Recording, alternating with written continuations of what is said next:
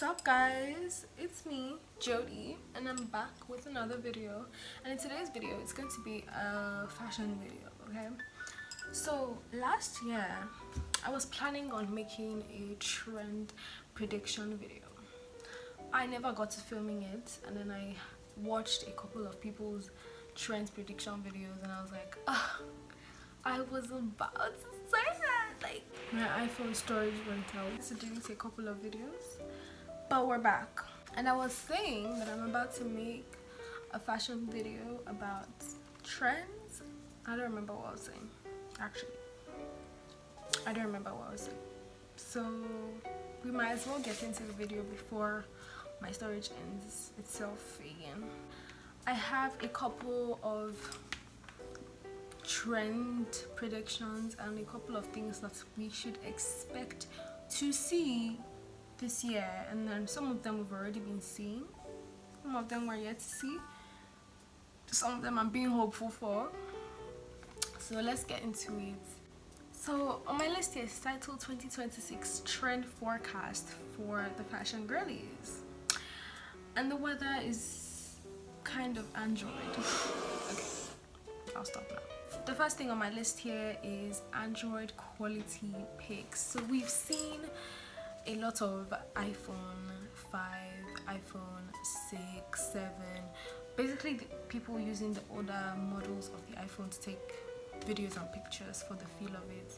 Currently filming on the iPhone 7 Plus as well, so I'm part of the trend by necessity. Now, Androids are known, especially the older Androids, they are known for having bad quality grainy pics. Yeah, I use an Android all my life and I know how bad it is, but there has been a resurgence of these blurry, grainy picture aesthetic. People might get tired of the iPhones and, you know, dip over to the Androids, and for just the feel of the pictures, the same way people were buying the old vintage cameras for the feel of the picture. Number 2 on my list, which we're already seeing manifestations of, is clean girl fatigue. The clean girl trend is kind of dead by this point, and people are turning back to the messy girl aesthetic of 2010s. We're seeing the swag era coming back with a lot of messy hair and, like, you know, just basically rebellion against the clean girl aesthetic. And honestly, it's not anything new. We're seeing bolder makeup looks, we're seeing louder makeup looks. I don't know how long this is going to stay though.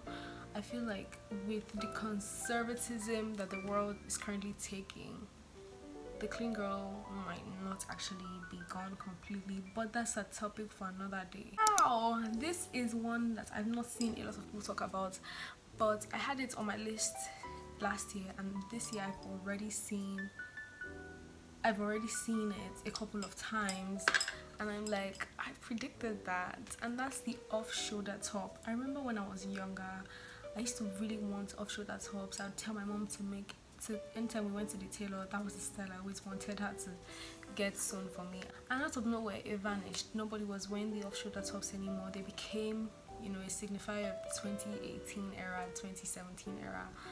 And out of nowhere, these tops are back. And they are back looking gorgeous. They're not even really that changed from how they were earlier back in the day, but they're like, I'm loving it. I'm honestly loving it. And they are not really plain. Some are plain and some are really coming as stripes. I've seen 2 different brands do the striped off-shoulder top. Most notable is the Yati off-shoulder top. Love it. I love that top so much. So the off-shoulder tops are coming back. They are coming. The weather is off-shoulder toppy with a chance of stripes. Big bags.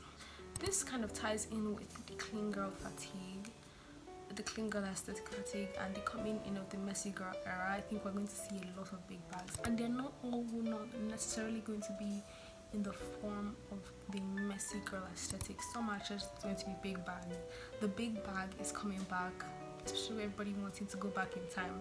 Oversized bags, oversized clutches as well, I think would be also like clutches that are the size of bags. It's kind of where my mind is at. It's short hair.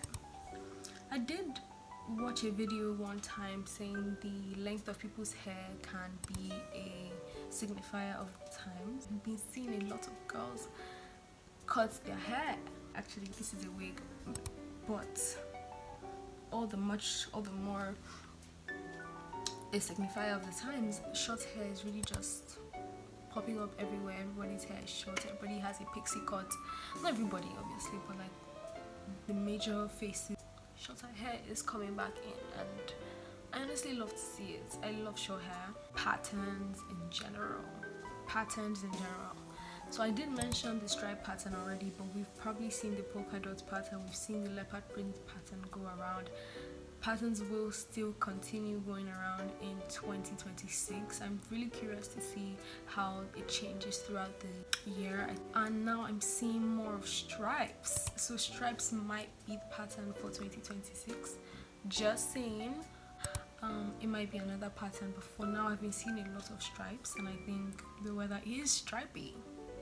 Great trend I'm also seeing, I think will come up. So this is a trend prediction, I'm predicting it, is arched eyebrows.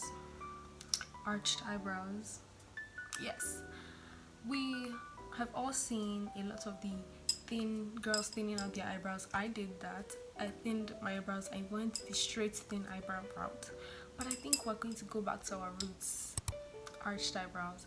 I really do miss a good arch. Like, people are no longer doing the arch eyebrows. Everybody is straightening their eyebrows. I probably will still straighten my eyebrow next week, but I think a good arch eyebrow would be cute. Like, I think people would still thin their eyebrows out a bit, but you know, put a little arch in it back again. It might not come in this year, it might be next year, but I feel like people get tired of the straight eyebrows because it's not really for everybody. Also, thick eyebrows might come back, but I don't know yet.